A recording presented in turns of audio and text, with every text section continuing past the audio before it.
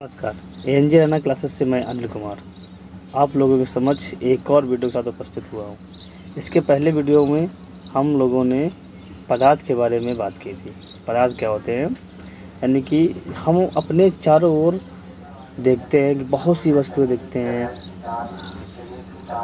जैसे मेज़, कुर्सी, पेड़ पौधे, मनुष्य, तारे, जानवर, पर्वत, वायु, पृथ्वी, आकाश, सूर्य, चंद्रमा, या कह सकते हैं ब्रह्मांड की वह सभी वस्तुएं जिनमें कुछ द्रव्यमान हो, जो स्थान घेरे, या जिनको अपनी ज्ञानेंद्रियों के द्वारा हम महसूस करते हैं, वे सभी पदार्थ कहलाते हैं। ये सभी पदार्थ सूक्ष्म कणों से मिलकर बने होते हैं। इन कणों के जो पदार्थ में रेत के कणों के समान व्यवस्थित रहते हैं। पदार्थ के कणों के कुछ गुण इस प्रकार होते हैं कि जो कोई भी पदार्थ हो, कोई भी पदार्थ के कण हो, इन गुणों का पालन करते हैं। तो पदार्थ के ऐसे गुणों को कणों के अभिलाक्षणिक गुण कहते हैं। ये गुण निम्नलिखित हैं। इसमें से नंबर 1 है आपका पदार्थ के कणों के बीच रिक्त स्थान होता है। अब पदार्थ के कण इतने छोटे होते हैं तो हम कैसे मालूम करेंगे कि पदार्थ के कणों के बीच रिक्त स्थान होता है।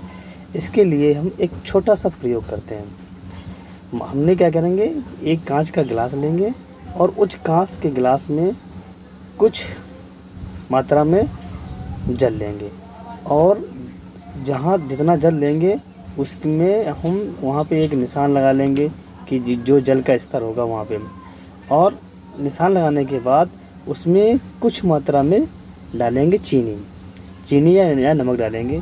और डालने के बाद क्या करेंगे, उसको हम उसमें चम्मच से चलाएंगे तो घुल जाएगी। अब घुलने के बाद हम देखेंगे क्या जो जल का स्तर में कुछ परिवर्तन हुआ है, या उसका स्तर, जल का स्तर बढ़ा है अथवा नहीं बढ़ा है। क्या आप क्या सोचते हैं कि जल का स्तर बढ़ेगा? अब इसको समझने के लिए हम क्या करेंगे, अब जब हम इसको चेक करते हैं तो देखते हैं कि जो नमक या चीनी घुलने के बाद जल के स्तर में कोई परिवर्तन नहीं होता है। तो ऐसा कैसे हो सकता है? आखिरकार जो चीनी या नमक उसमें डाला गया वो गई तो कहाँ गई, उसमें जल में स्तर परिवर्तन क्यों नहीं हुआ?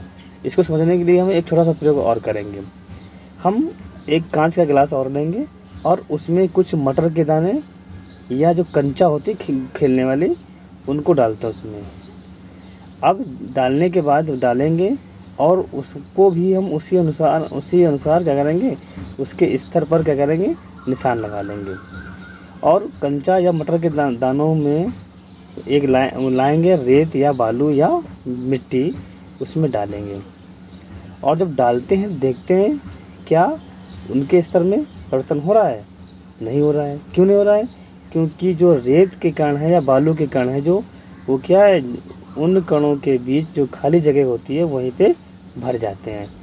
ठीक इसी प्रकार जब हम पानी में चीनी या नमक घोलते हैं तो नमक या चीनी के जो कण होते हैं वो क्या होते हैं, छोटे छोटे कणों में टूट करके जो पानी के कण होते हैं, जानते हैं कि पदार्थ सभी पदार्थ किससे बने हैं, सूक्ष्म कणों से बने हैं, तो उन्हीं कणों के बीच जाकर के फंस जाते हैं। जिससे होता ये है कि पदार्थ के कणों का जो जल है, जल का स्तर नहीं बढ़ता है, जिससे हमें मालूम पड़ता है कि जो पदार्थ के कणों के बीच में क्या होता है, रिक्त स्थान होता है। दूसरा अभिलाक्षणिक गुण है कि पदार्थ के कण क्या होते हैं, निरंतर गतिशील होते हैं। क्या होता है, पदार्थ कण निरंतर गतिशील होते हैं। इसको समझने के लिए कैसे मालूम करेंगे कि पदार्थ के कण निरंतर गतिशील हैं? इसके लिए हम एक प्रयोग करते हैं। हमने क्या किया, पानी लिया एक कांच के गिलास में, और उसमें एक कोई कलर या मान लें नील का एक टुकड़ा लिया और उसमें डालते हैं, और उसको हम ऐसे रखेंगे। देखेंगे क्या होते हैं कि पहले नील के कण क्या हो गए, दूर दूर भगते हैं, ऑटोमेटिक क्या होते हैं, दूर भगते रहते हैं, यानी कि उसमें ऑटोमेटिक मिलते रहते हैं। कब तक मिलते रहते हैं? जब तक कि वो नील क्या है पूरी तरह से पानी में एक समान रूप से ना मिल जाए, तब तक ये क्रिया चलती रहती है। तो क्यों हो रही है? क्योंकि पदार्थ की जो नील के कण है या जल के कण जो आपस में मतलब क्या होते हैं, गति करते हैं, तो वो गति क्या करते हैं, समान रूप से जब तक वो पूरा फैलने जाता है। इससे हमें मालूम पड़ता है कि पदार्थ के जो कण होते हैं, चाहे वो ठोस पदार्थ हो, चाहे द्रव पदार्थ हो या गैस, कोई भी पदार्थ हो, उनमें क्या होता है, कणों के बीच में क्या गति करते हैं। तीसरा अभिलक्षणिक गुण है जो पदार्थ के कण एक दूसरे को अपनी ओर आकर्षित करते हैं। अब इसको कैसे सिद्ध करेंगे कि पदार्थ के कण एक दूसरे को अपनी ओर आकर्षित करते हैं?